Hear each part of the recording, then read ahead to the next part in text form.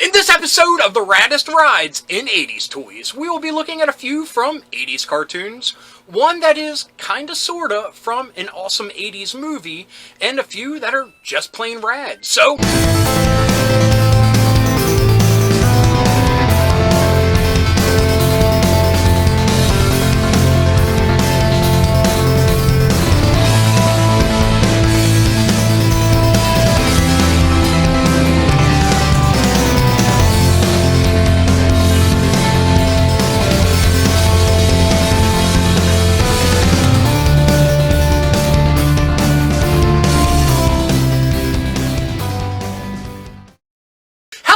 dorks and dorkettes, and welcome to Nostalgia Syndrome.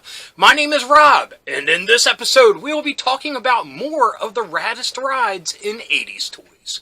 This is the third installment of this series, and believe me, I don't see any signs of it slowing down because there are virtually hundreds of awesome rides. And believe me, I haven't even tapped into some of the bigger franchises out there. This is mostly just ones that are on the fringes, the ones that could be forgotten, ones that I would love to include on Plastic Ghosts, but I needed a whole nother outlet to bring these to you. And before we jump into the list, let me give the quick criteria again of what these vehicles need to have in order to be on the list. Firstly, they need to accommodate a figure in some way, either inside or riding or what have you. So it needs to go hand in hand with the toy line and accommodate them. So unfortunately, no die-cast cars or anything like that. And secondly, I will not be including vehicle-based toy lines to the Raddest Rides lists. I see it as kind of a cheat code, if you will, because those toy lines actually put the vehicles before the action figures. But believe me, they will have a spotlight shown on them one day, just not on these lists. Anyway, what are we waiting for? Let's get to number one. Number one on the list comes from one of my personal favorite cartoons growing up. This was a cartoon I would rush home from school to watch every afternoon.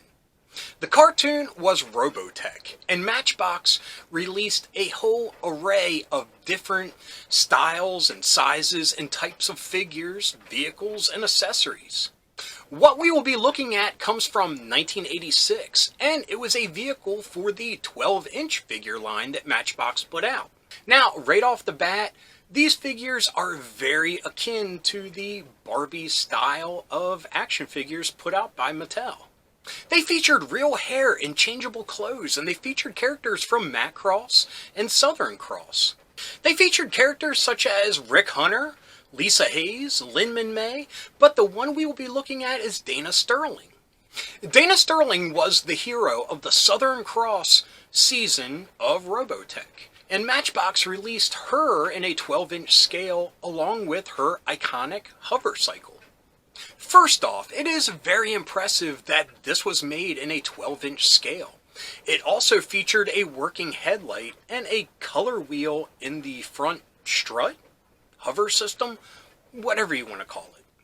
It also came with accessories for Dana like sunglasses, a rifle, a backpack, a thermos, a uni-lantern, and a headset. Now, the added accessories are a very nice touch because with the few 12-inch Robotech figures that Matchbox released, there was only one extra outfit that you could purchase separately for Lin-Man May. Other than that, what you got in the initial purchase of the 12-inch figure was all that you got. So, like I said, a really nice touch that this awesome 12-inch hover bike came with different accessories for the Dana Sterling figure, or whomever else you would like to give them to. Number two comes from a cartoon that kinda fizzled out and disappeared long before the toys actually hit the shelf. Now, Galoob was trying to capitalize on that Masters of the Universe moolah, so they released toys for a cartoon that they had no intention of putting back on the airwaves, which is really weird. Anyway, the cartoon was Blackstar, And the rad ride was the Battle Wagon, released by Galoob in 1984. Now, the Battle Wagon was a four-wheel drive attack tank. It featured flashing lights, firing missiles, and 6 hatches along its sides. Now, the Battle Wagon accommodated one character of Blackstar proportions to sit in the driver's seat. There were 5 additional hatches around the top of the Battle Wagon that were made, as the box says, for your favorite Trobbits to sit in. Now, to be honest, I don't think there were any favorite Trobbits, but I'll give Galoob the benefit of the doubt.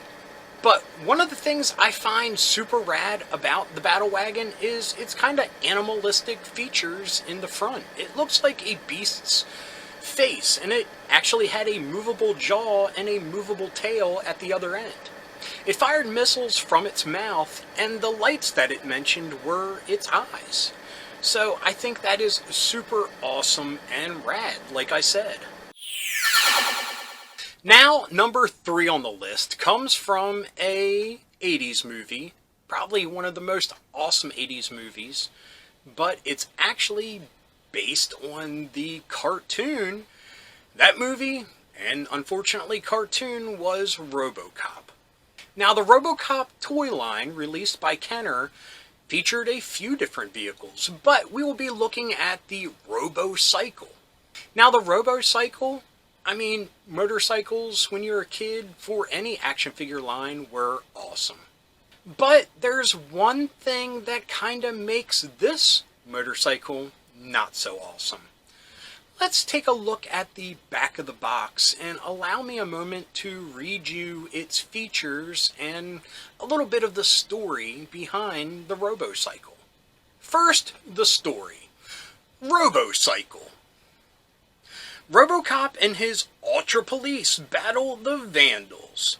Officer Wheels Wilson races into high-speed action on the Robocycle. With the pulse cannon providing the firepower and the indestructible Robo-Armor shield protecting him from harm, the Vandals will soon be caught. Nothing can stop Robocop and the Ultra Police.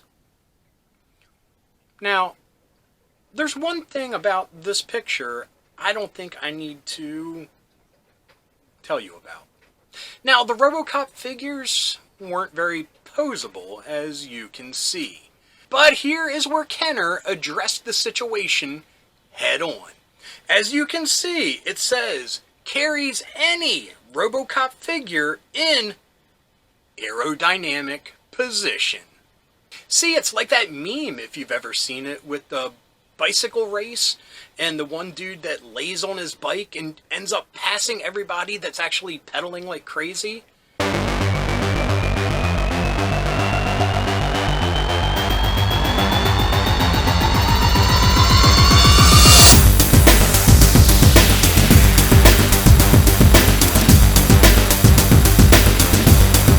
Yeah, aerodynamics. It's exactly what the Ultra Police need. Now let's talk about some of the other features on the Robocycle, like turbocharged engine, a kickstand, magna-chromed fairing shield of Robo-Armor, and a moving front-mounted pulse cannon. And of course, figures sold separately right there at the bottom.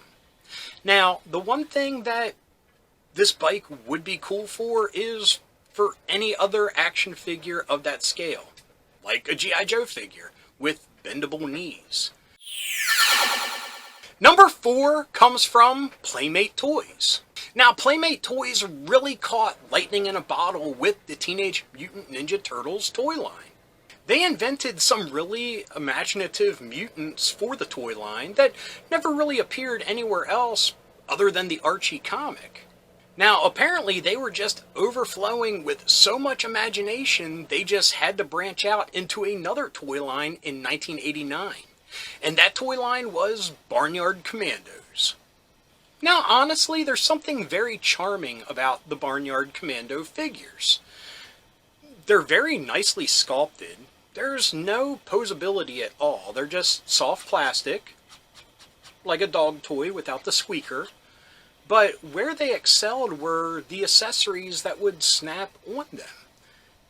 and the whole backstory of that they're barnyard animals fighting other barnyard animals for dominance of food, water, and shelter. I have no idea. Now, the vehicle that we are talking about in this episode is the Pork-a-Pault. Yes, you heard that right, the Pork-a-Pault. Like with the Robocop Robocycle, I need to go directly to the back of the box to give you all the grisly details. Now, other than a very limited exposure to it growing up and my lone little sheep figure, I have no idea what the backstory is on Barnyard Commandos, but I'm getting the impression it's pigs versus sheep.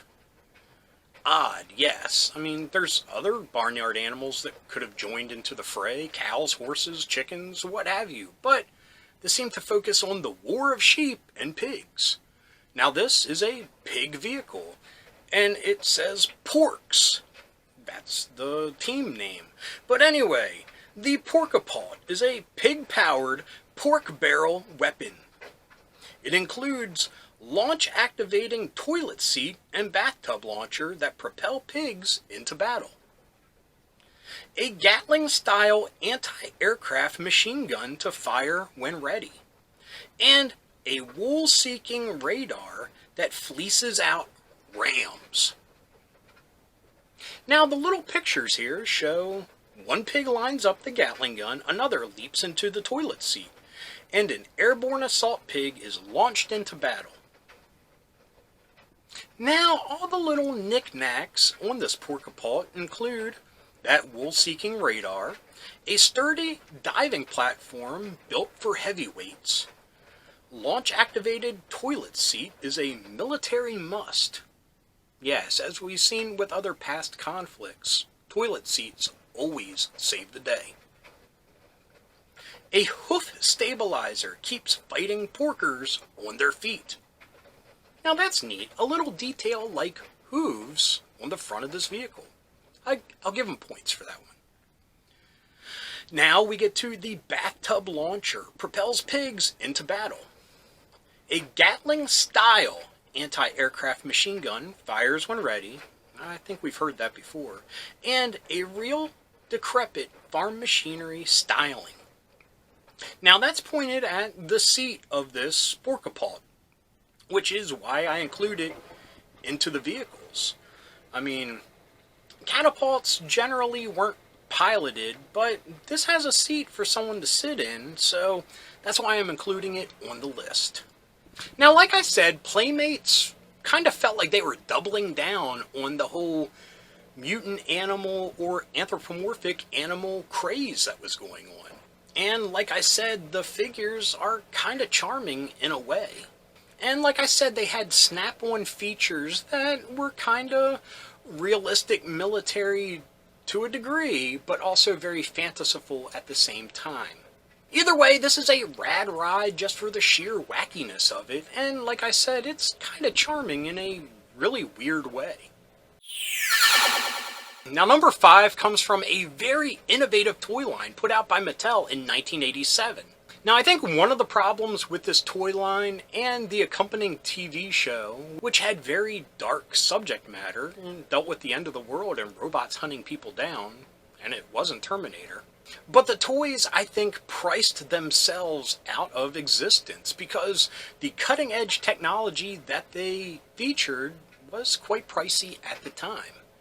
Now, the toy line was Captain Power, and the vehicle we will be looking at is the Dread Stalker. Now, the first thing that's really awesome about the Dread Stalker is it's remote controlled. Unfortunately, the remote control aspect is tethered to a wire between the Dread Stalker and the control panel. Wasn't that always a disappointment as a kid? You would see a commercial for an awesome RC car on TV, usually Tyco, and you would beg for it for Christmas, but then when Santa showed up, he would bring you some kind of knockoff RC from Radio Shack that was tethered to a wire, so you just had to walk behind it. And it wasn't doing jumps off of ramps or flips or any of that cool stuff. Man, what a ripoff. Anyway, the Dread Stalker. What a rad design for a vehicle. And The remote control aspect, I'll give it a pass because it's not on wheels, it's on legs. It had enough room to put 2 of the villain action figures in it, one in the cockpit and one to man the turret on the back. Now, that's pretty basic and par for the course, and truly the price of admission is just for the remote control aspect of it. And like I said, it's really neat because it was on legs. Now, I can only imagine because of the exposed gear work and it actually being legs, it was probably really loud. Probably a lot of, gears grinding, because no matter what you would see on the commercials, which were always deathly quiet, in real life, that thing would be loud enough to raise the dead. But I am operating sight unseen because I don't remember ever seeing this in the wild, or I don't even know if it was included in the TV show. It would be pretty rad if it was. See this thing crawling across the battlefield as robots were piloting it, hunting down the last bastion of humanity? Yeah, perfect for a kid's show like I was saying. Okay folks, I hope you enjoyed this episode of the Raddest Rides in 80s Toys. And like I said, I don't see any end in sight because, believe me, I am not done compiling lists and notes yet, but I am already at 300 different vehicles from various toy lines in the 80s. Now just imagine, as the channel progresses and we start branching off into the 90s, how many more there could possibly be. It blows my mind at just the sheer awesomeness of it. Anyway, again, I hope you enjoyed what you saw. If you did, please give me a thumbs up. If you got something to say, please leave a comment. I love reading them and I love getting back to everybody. And if you're new around here and you enjoyed this or any of the episodes being recommended down here, please hit subscribe. And if you hit that little bell icon, you will be notified whenever there's a new episode. So anyway, until next time, thanks for watching. Keep being rad and stay dorky.